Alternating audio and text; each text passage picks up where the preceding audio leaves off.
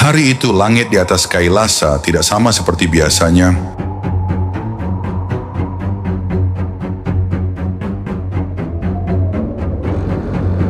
Gunung suci yang menjulang menembus batas dunia fana, angin berhembus membawa wangi dupa, dan udara bergetar oleh nyanyian para dewa.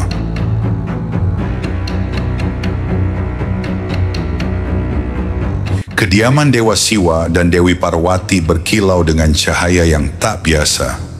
Langit tampak lebih bening, dan energi suci memancar lebih kuat dari hari-hari sebelumnya. Ada sesuatu yang akan terjadi di hari itu.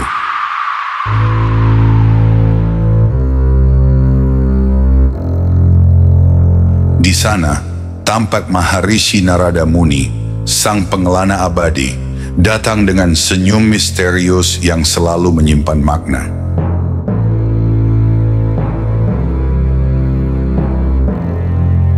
Di tangannya, ia membawa sesuatu yang berkilau lembut seperti cahaya matahari pagi.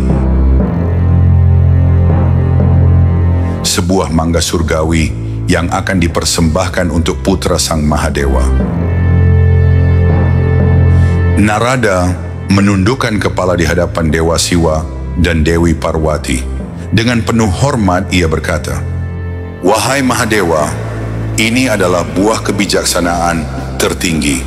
Buah yang akan menuntun siapapun yang memakannya akan menuju pengetahuan sejati." Buah itu memancarkan cahaya keemasan. Aromanya halus menembus jiwa. Semua makhluk yang berada di Kailasa hari itu merasakan sesuatu yang tak terlukiskan, seolah kebijaksanaan semesta sedang hadir di hadapan mereka. Namun dalam keindahan itu tersembunyi satu persoalan besar. Buah suci itu hanya satu, dan di hadapan Dewa Siwa serta Parwati berdiri dua putra mereka, dua permata surga yang sama berharganya. Dewa Ganesha dan Kartikeya, dua jiwa agung, satu buah pusaka, dan dari sinilah kisah besar itu bermula.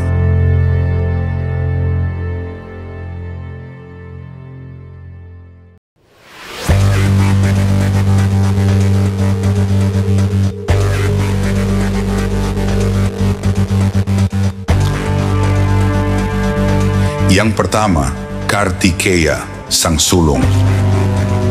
Tubuhnya tegap dan berwibawa, sorot matanya tajam seperti mata elang yang tak pernah gentar menghadapi apapun. Ia adalah perwujudan keberanian dan ketegasan, sang penjaga keseimbangan, sang panglima para dewa. Di sisinya berdiri burung merak agung sebagai wahananya. Sayapnya memantulkan warna langit, berkilau biru kehijauan. Lalu di sisi lain, Ganesha. Berkepala gajah, bertubuh bulat dan tenang, namun di balik kesederhanaan penampilannya, terpancar kebijaksanaan yang dalam. Ia bergerak lamban, tapi setiap langkahnya penuh makna. Tatapannya lembut, namun menembus batas pikiran. Di bawah kakinya, seekor tikus kecil bernama Musika menatap dengan mata yang setia.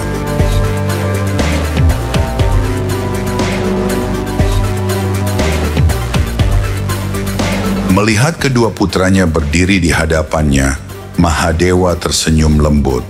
Senyum yang menyimpan kebijaksanaan dan ujian di saat yang bersamaan. Beliau berkata, "Putra-putraku, buah ini hanya satu dan harus dimiliki oleh dia yang paling layak. Pergilah dan buktikan dirimu. Siapa yang mampu mengelilingi Triloka sebanyak 3 kali dan kembali ke sini terlebih dahulu, dialah yang akan menerima buah keabadian ini."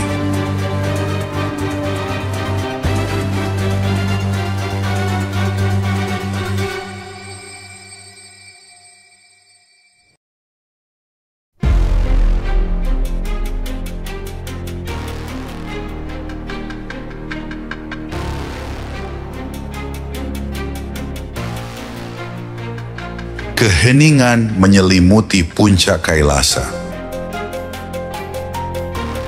Para dewa menunduk, menyadari betapa bijak namun beratnya tantangan itu. Kartikeya, sang panglima muda, tersenyum penuh keyakinan. Bagi dirinya, perlombaan seperti ini sudah pasti miliknya. Ia melirik adiknya, Ganesha, dengan tatapan yang tajam penuh keyakinan akan kemenangan. Sayap sang merak terbentang luas, memantulkan cahaya langit.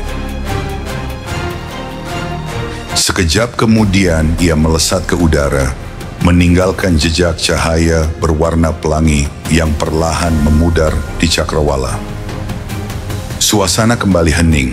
Di kejauhan, gema sayap merak itu perlahan menghilang, meninggalkan Ganesha yang masih berdiri tenang di tempatnya.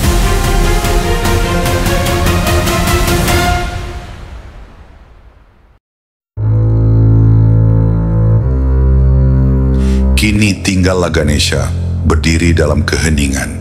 Tubuhnya diam, matanya tertutup sejenak, seolah ia sedang mendengar sesuatu yang tidak bisa didengar oleh telinga biasa.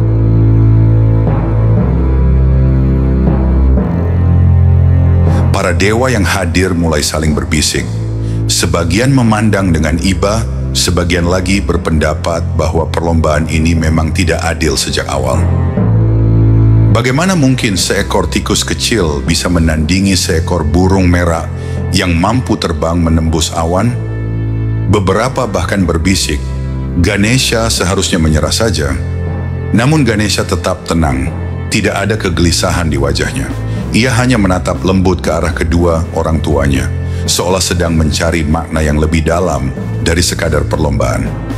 Di kakinya, Musika, tikus kecil kesayangannya, berlari ke sana kemari dengan cemas.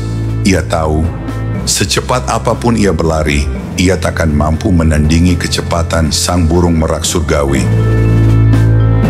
Semua mata tertuju pada Ganesha. Apa yang akan ia lakukan?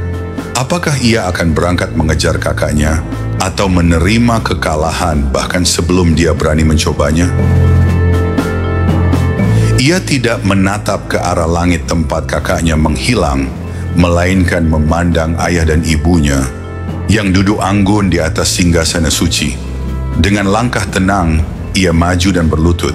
Suaranya lembut namun penuh keyakinan ketika ia berkata, "Wahai ayah dan ibu yang mulia, mohon bersemayamlah di tempat ini sebentar." Dewa Siwa dan Dewi Parwati saling berpandangan, heran, tersenyum, lalu mengangguk pelan. Saat itu Ganesha berdiri. Ia tidak pergi menembus awan, tidak berlari menelusuri gunung dan samudra, melainkan mulai berjalan perlahan, melingkar searah jarum jam, mengelilingi singgasana kedua orang tuanya. Langkahnya penuh rasa hormat. Setiap gerakannya seperti doa yang hidup. Para dewa yang menyaksikan saling berbisik, tidak mengerti apa yang sedang ia lakukan. Namun Ganesha tidak terganggu. Ia terus berjalan. Sekali, dua kali, tiga kali, dengan ketenangan yang tidak tergoyahkan. Dan ketika putaran ketiga selesai, ia kembali berlutut di hadapan mereka dan berkata dengan suara mantap, "Wahai ayah dan ibu, hamba telah menyelesaikan perjalanan mengelilingi 3 dunia sebanyak 3 kali." Para dewa terkejut. Sebagian mengira Ganesha sedang bergurau, namun Mahadewa hanya tersenyum karena beliau tahu apa yang akan keluar dari hati putranya. "Jelaskanlah, Winayaka," sabda Siwa dengan lembut. Ganesha menatap ke atas dan dengan suara yang tenang namun menyentuh seluruh jiwa yang mendengarnya, ia berkata,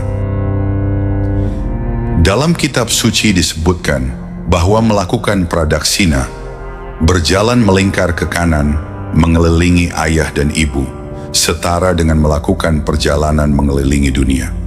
Sebab bagi seorang anak, ayah dan ibu adalah sumber kehidupan, asal dari segala ciptaan dan pusat dari seluruh semesta. Aku tidak pernah ada jika kalian tidak ada. Di dalam diri kalian berdua terkandung 3 dunia, jutaan bintang, dan seluruh alam yang ada. Bagi hamba, tidak ada dunia yang lebih besar dari kalian berdua. Setelah kata-kata Ganesha terucap, surga seketika menjadi hening. Tidak ada satu pun yang berbicara, bahkan angin pun seperti berhenti berembus. Dewi Uma menatap putranya dengan mata yang basah. Air matanya jatuh perlahan, bukan karena rasa sedih, melainkan karena terharu oleh cinta dan kebaktian yang begitu tulus. Dewa Siwa tersenyum, lalu tertawa lepas. Tawa kebanggaan seorang ayah yang melihat kebijaksanaan sejati dalam diri putranya. Dan dengan suara lembut penuh wibawa, beliau bersabda, "Benar Ganesha, kebijaksanaan dan baktimu telah membuktikan bahwa engkau adalah yang paling layak." Buah mangga surgawi itu pun diserahkan ke tangan Ganesha. Cahaya lembut menyelimuti dirinya, seolah seluruh langit menyetujui keputusan itu.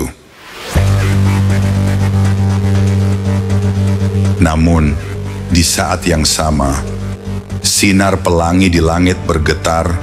Skanda telah kembali dari perjalanannya mengelilingi alam semesta. Tapi begitu pandangannya jatuh pada buah suci yang kini ada di tangan adiknya, ekspresinya berubah. Ada satu pertanyaan yang terus bergema dalam pikirannya. Bagaimana mungkin ini terjadi? Ia telah menembus cakrawala, melewati 7 samudera, menyentuh batas tertinggi langit. Namun kini segalanya terasa sia-sia, sementara adiknya yang tak beranjak sedikit pun mendapatkan gelar yang seharusnya menjadi miliknya. Ganesha menatap kakaknya dengan senyum lembut, dan seluruh kisah pun dijelaskan kepadanya. Mendengar itu, Skanda terdiam lama. Kemarahan dan persaingan dalam hatinya perlahan memudar, digantikan oleh kekaguman mendalam pada kebijaksanaan adiknya. Ia akhirnya mengakui bahwa meskipun dirinya mampu terbang menembus langit dan samudra, namun kebijaksanaan Ganesha telah melampaui semua jarak itu, menembus ke dalam hakikat kebenaran yang paling sejati.